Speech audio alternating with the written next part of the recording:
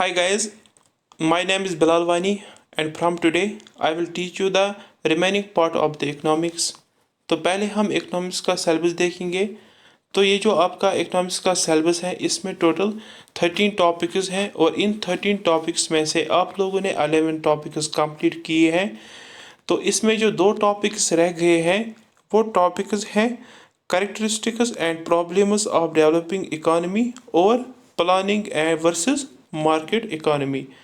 तो ये जो आज का वीडियो है इसमें हम डिस्कस करेंगे, इसमें हम शुरू करेंगे आज characteristics and problems of developing economy. और ये टॉपिक है ये हम दो पार्ट्स में कवर करेंगे। आज का वीडियो पार्ट फर्स्ट है और कल इसका पार्ट सेकंड आएगा और कल हम इस टॉपिक को कंप्लीट करेंगे। ठीक है, तो चलो गाइस हम शुरू करेंगे। देखो गाइस कैरेक्टरिस्टिक्स को डिस्कस करने से पहले हम ये जानेंगे कि डेवलप्ड इकोनॉमी क्या होती है और डेवलपिंग इकोनॉमी क्या होती है। वो कौन सा क्राइटेरिया है जिस क्राइटेरिया ने इन कंट्रीज़ को दो कैटेगरीज में डिवाइड किया है। ठीक है, तो हम बात करेंगे वर्ल्ड बैंक की क्लासिफिकेशन के मुतालिक। जो वर्ल्ड बैंक ने क्लासिफिकेशन दी है उन्होंने कंट्रीज़ को तीन कैटेगरीज में डिवाइड किया है।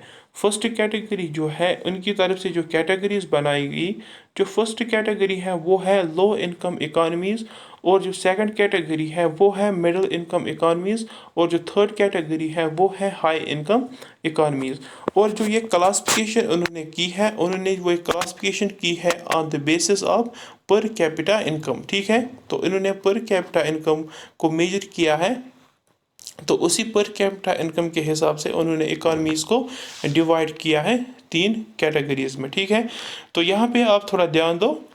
देखो जो लेटेस्ट डेटा आया है उस डेटा के हिसाब से जिस कंट्री की पर कैपिटा इनकम लेवल $1036 से कम है उस कंट्री को बोला जाता है लो इनकम इकोनॉमी और वो कंट्री आती है under the heading of low income economies में। ठीक है, इसी तरह से जो सेकंड कैटेगरी है वो है मिडिल इनकम इकोनॉमीज और इस कैटेगरी को फर्दर टू सब कैटेगरीज में डिवाइड किया है। फर्स्ट सब कैटेगरी है लोअर मिडिल इनकम इकोनॉमीज और जो सेकंड सब कैटेगरी है वो है अपर मिडिल इनकम इकोनॉमीज।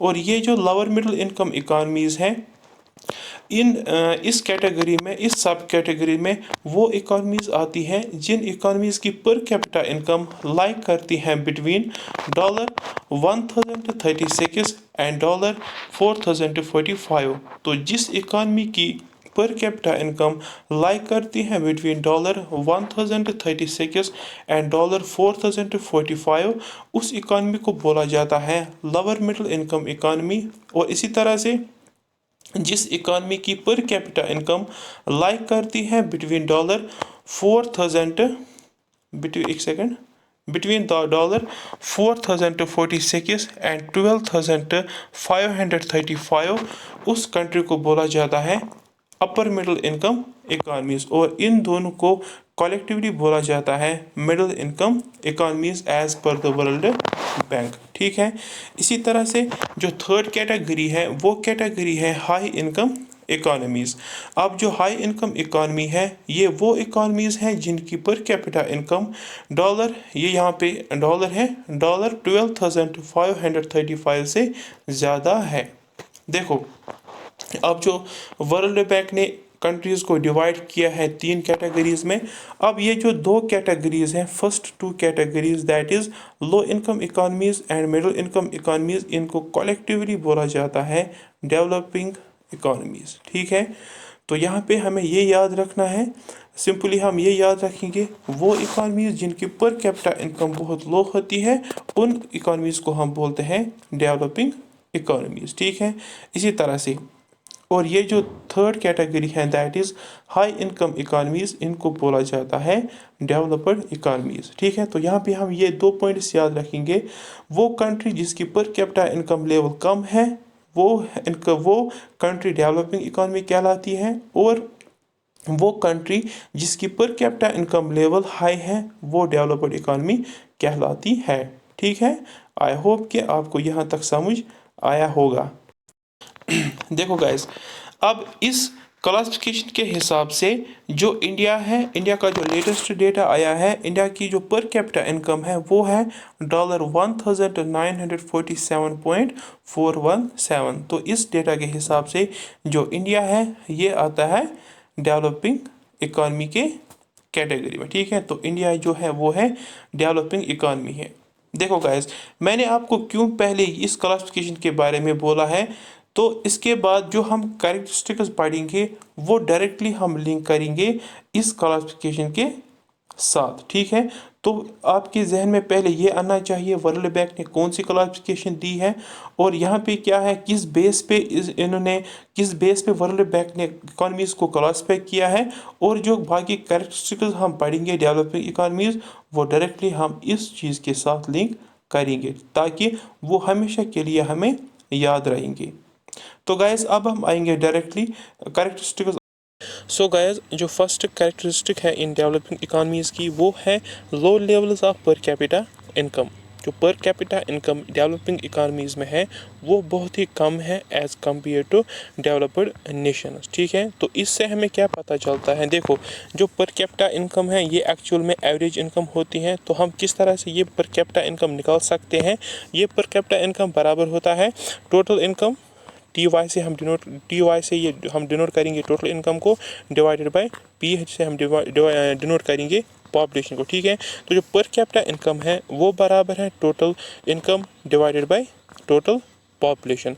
अब किस तरह से जो पर कैपिटा इनकम है इसकी लेवल किस तरह से कम रह सकती है, तो दो तरीक़ों से इसकी लेवल कम रह सकती है। फर्स्ट ये कि जो न्यूमरेटर में ऊपर वेरिएबल है या तो इसका वैल्यू कम होगा, और या तो जो डिनोमिनेटर में जो वेरिएबल है या इसका वैल्यू ज़्यादा होगा। ठीक है, तो यहाँ पे जो पर कैपिटा इनकम है इसकी जो रिलेशन है वो पॉजिटिव रिलेटेड है टोटल इनकम से, और वो नेगेटिवली रिलेटेड है पॉपुलेशन से। तो यहाँ से हमें पता चलता है कि जो पर कैपिटा इनकम लेवल कम रहती है डेवलपिंग इकॉनमीज़ में, वहाँ पे दो प्रॉब्लम्स हो सकती हैं। एक ये कि वहाँ पे जो टोटल प्रोडक्शन है, टोटल प्रोडक्शन का मतलब है वहाँ पे जो GDP रहता है वो बहुत ही कम रहता है, और वहाँ की जो पॉपुलेशन है वो बहुत ही ज़्यादा है as compare to developed nations. ठीक है, तो यहाँ पे जो फर्स्ट कैरेक्टरिस्टिक हमने पढ़ा कि यहाँ पे लो लेवल्स ऑफ पर कैपिटा इनकम, और इससे हमें पता चला कि यहाँ पे जो टोटल प्रोडक्शन है वो भी कम होती है और जो टोटल पॉपुलेशन है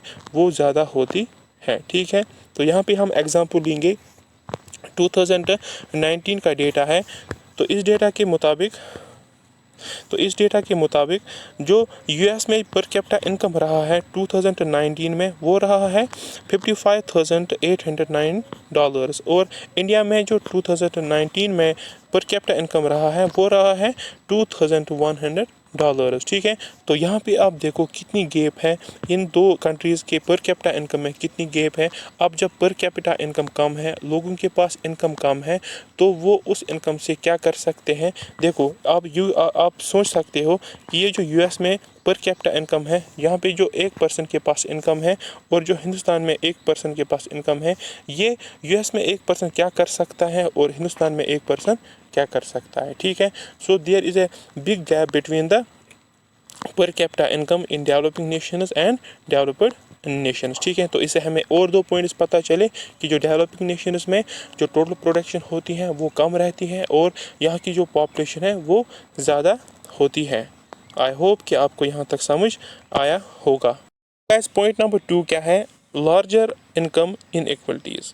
अब जो डेवलपिंग नेशंस में देखा गया है कि यहाँ पे जो नेशनल इनकम डिस्ट्रीब्यूट होता है वो बहुत ही अनइक्वली डिस्ट्रीब्यूट होता है।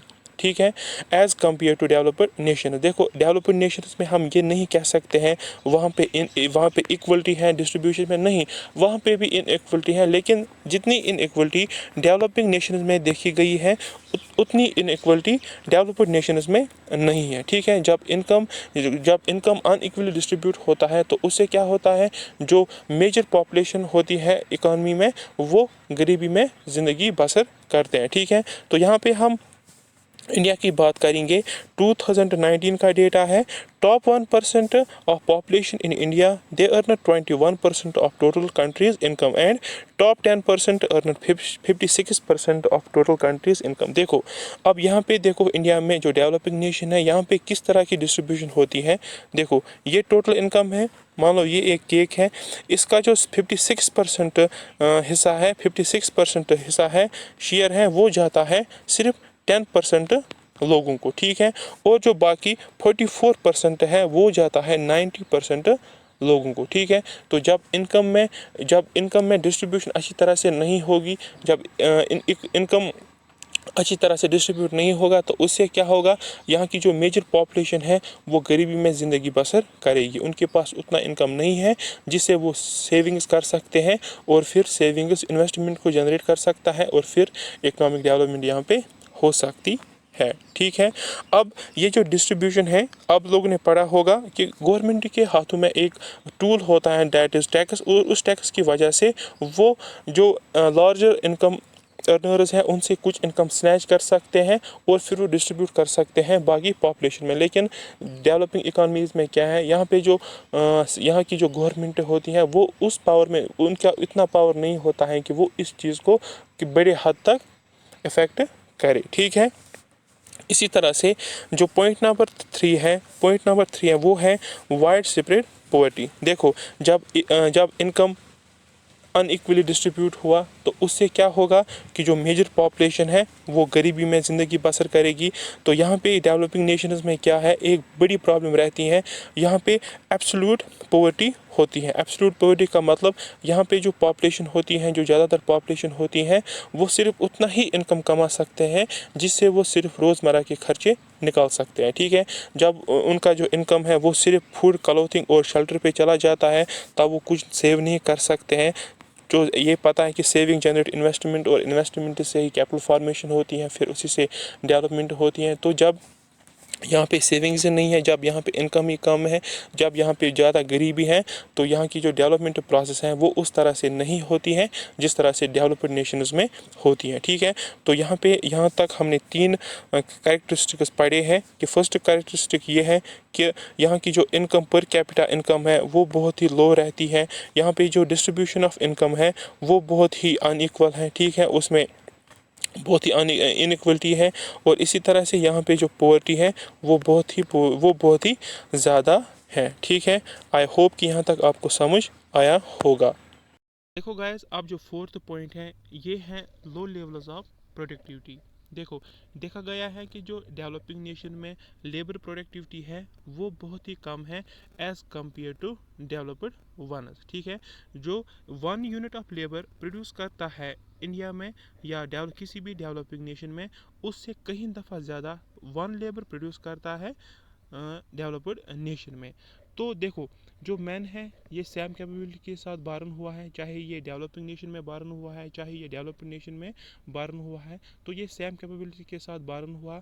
अब वो कौन सी चीज़ है जिस चीज़ ने जो प्रोडक्टिविटी लेबर की वो डेवलपिंग नेशन में कम कर दी और डेवलप्ड नेशन में बढ़ा दी। देखो जब भी किसी चीज़ की प्रोडक्शन होती है उस चीज़ में 4 फैक्टर्स आपस में काम करते हैं, 4 फैक्टर्स इस्तेमाल होते हैं, लेबर, लैंड, ठीक है, इसी तरह से कैपिटल और एंटरप्रेन्योरशिप। अब देखो अगर हम लैंड की बात करेंगे, ये जो लेबर है ये इन 3 फैक्टर्स के साथ काम करता है और कुछ प्रोड्यूस करता है। अब क्या डिफरेंस रह गई है कि लेबर जो अब अगर डेवलपिंग नेशन में इन फैक्टर्स के साथ काम करता है तो इसकी प्रोडक्टिविटी कम रहती है, इसका आउटपुट है वो कम रहता है। और अगर ये डेवलप्ड नेशन में काम करे तो वहाँ पे इसकी प्रोडक्टिविटी ज़्यादा रहती है। अब देखो ये जो लैंड है ये तो फिक्स है, ये नेचुरल रिसोर्स हैं।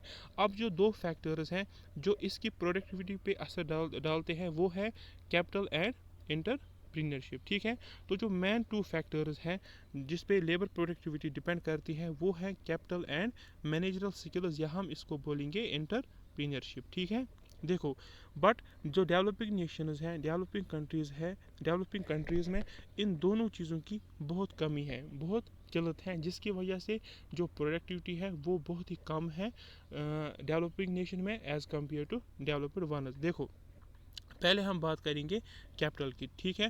कैपिटल दो तरह के हो सकते हैं, एक होता है ह्यूमन कैपिटल और दूसरा होता है फिजिकल कैपिटल। अब ह्यूमन कैपिटल में क्या कमी है डेवलपिंग नेशन में कि यहाँ पे लैक ऑफ डिफरेंट स्किल्स, यहाँ का जो लेबर है उसमें उतने स्किल्स नहीं है जिन स्किल्स की वजह से वो ज़्यादा से ज़्यादा प्रोड्यूस कर सकता है, ठीक है। और दूसरा फैक्टर ये है जो ह्यूमन कैपिटल है, it is mostly affected by his hello, ठीक है। अब जो डेवलपिंग नेशंस में यहाँ पे जो बेसिक एमिनिटीज़ हैं, यहाँ पे माल न्यूट्रिशन है, यहाँ पे इनएडुकेट हेल्थ केयर है, यहाँ पे अनहाइजीनिक हेल्थ कंडीशंस हैं, और जिसकी वजह से उसका जो हेल्थ है, जो लेबर का हेल्थ है वो वीक रहता है, और जिसकी वजह से उसकी जो प्रोडक्टिविटी है वो कम रहती है, ठीक है। तो different skills, lack of different skills and poor health की वजह से जो ह्यूमन कैपिटल है वो उतना प्रोड्यूस नहीं कर सकता है डेवलपिंग नेशन में जितना वो डेवलप्ड नेशन में कर सकता है, ठीक है।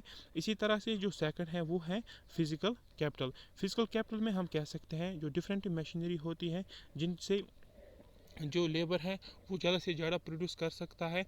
तो डेवलपिंग नेशन में इन मशीनरीज़ की बहुत कमी है, यहाँ पे फिजिकल कैपिटल की भी बहुत कमी है, जिसकी वजह से उसकी जो प्रोडक्टिविटी है वो बढ़ सकती है, ठीक है। इसी तरह से जो सेकंड फैक्टर है वो है मैनेजरल स्किल्स, या हम कहेंगे इंटरप्रीनियरशिप। देखो 4 फैक्टर्स होते हैं इकानमी में, एक होता है लेबर, लैंड, इसी तरह से कैपिटल और इंटरप्रीनियरशिप। और जो ये इंटरप्रीनियर होता है ये बाकी फैक्टर्स को मैनेज करता है और फिर प्रोडक्शन करता है, ठीक है।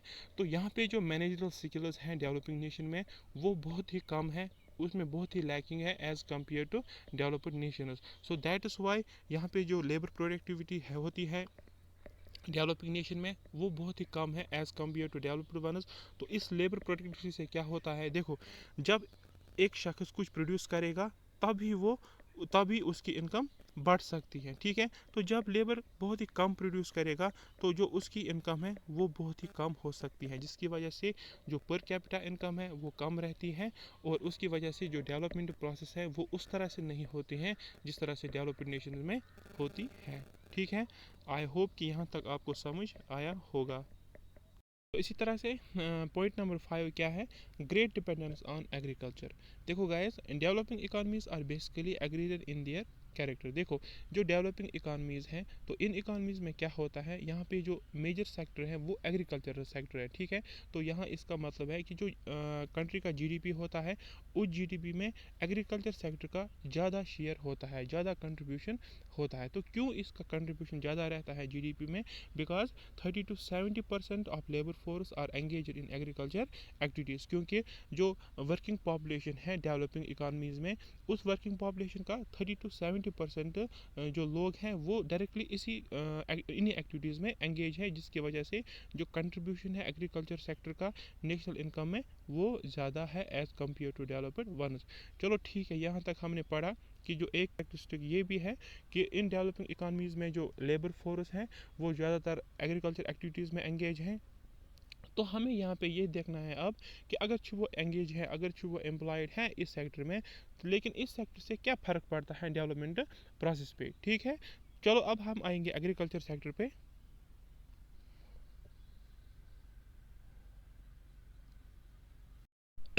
देखो गाइस, अब हम आएंगे एग्रीकल्चर सेक्टर पे। देखो एग्रीकल्चर सेक्टर में क्या होता है, देखो ये जो एग्रीकल्चर सेक्टर है इसमें जो लेबर फोर्स है इनको काम करना होता है ज़मीन के साथ, ठीक है।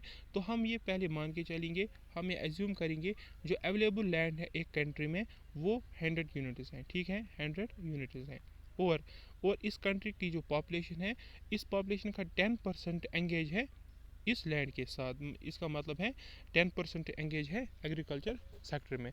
तो पहले हम ये देखेंगे कि 1% वर्किंग पॉपुलेशन को कितना लैंड अवेलेबल है काम करने के लिए, ठीक है। तो हम क्या करेंगे, हम 100 डिवाइडेड बाई 10 करेंगे, तो यहाँ पे आंसर आएगा 10 यूनिट। तो इससे हमें ये पता चला कि 1% वर्किंग पॉपुलेशन जो एंगेज है एग्रीकल्चर एक्टिविटीज़ में 1% को 10 यूनिट्स ऑफ लैंड अवेलेबल है, ठीक है।